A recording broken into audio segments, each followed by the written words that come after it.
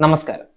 വയനാട്ടിൽ ഉരുൾപൊട്ടലുണ്ടായ ചൂരൽമലയിലെ ദുരന്ത ഭൂമിയിൽ എത്തി മുഖ്യമന്ത്രി പിണറായി വിജയൻ. വയനാട്ടിൽ ചേർന്ന അവലോകന യോഗത്തിന് ശേഷമാണ് മുഖ്യമന്ത്രിയും മന്ത്രിമാരും മേപ്പാടി ചൂരൽമലയിലെത്തിയത്.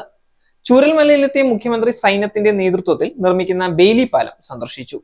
പാലത്തിന്റെ നിർമ്മാണ പുരോഗതി സൈനിക ഉദ്യോഗസ്ഥരുമായി വിലയിരുത്തി. വൈകുന്നേരത്തോടെ പാലത്തിന്റെ നിർമ്മാണം പൂർത്തിയാകുമെന്നാണ് സൈന്യം അറിയിച്ചിട്ടുള്ളത്. ചൂരൽമലയിൽ നിന്ന് മുണ്ടക്കൈയിലേക്ക് പോകുന്നതിനാണ് ബെയിലി പാലം നിർമ്മിക്കുന്നത്. പാല നിർമ്മാണം പൂർത്തിയായാൽ രക്ഷാപ്രവർത്തനത്തിന്റെ വേഗം കൂടും.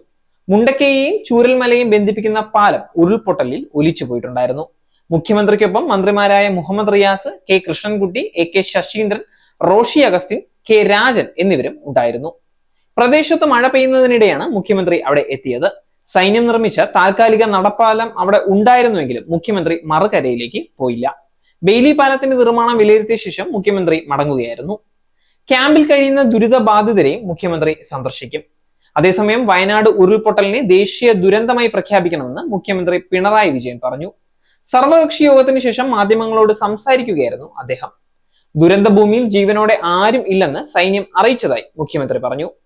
ചാലിയാറിൽ തിരച്ചിൽ തുടരാൻ തീരുമാനിച്ചെന്നും ദുരിതാശ്വാസ ക്യാമ്പുകൾ കുറച്ചുനാൾ കൂടി തുടരുമെന്നും നല്ല നിലയിൽ പുനരധിവാസം നടത്തുമെന്നും അദ്ദേഹം അറിയിച്ചിട്ടുണ്ട്. ഉരുൾപൊട്ടൽ ദുരന്തത്തിന്റെ രക്ഷാപ്രവർത്തനത്തിൽ എല്ലാവരും ഒരേ മനസ്സോടെ പ്രതികരിച്ചുവെന്നും മുഖ്യമന്ത്രി പിണറായി വിജയൻ പറഞ്ഞു. ദുരന്തത്തിനിരയായി ഒറ്റപ്പെട്ടു പോയവരെ രക്ഷിച്ചെടുക്കുന്നതിനാണ് പ്രധാന പരിഗണന. അതിൽ ഏറ്റവും മികവാർന്ന പ്രവർത്തനം നടത്തിയത് പട്ടാളമാണ് എന്നും മുഖ്യമന്ത്രി അറിയിച്ചു.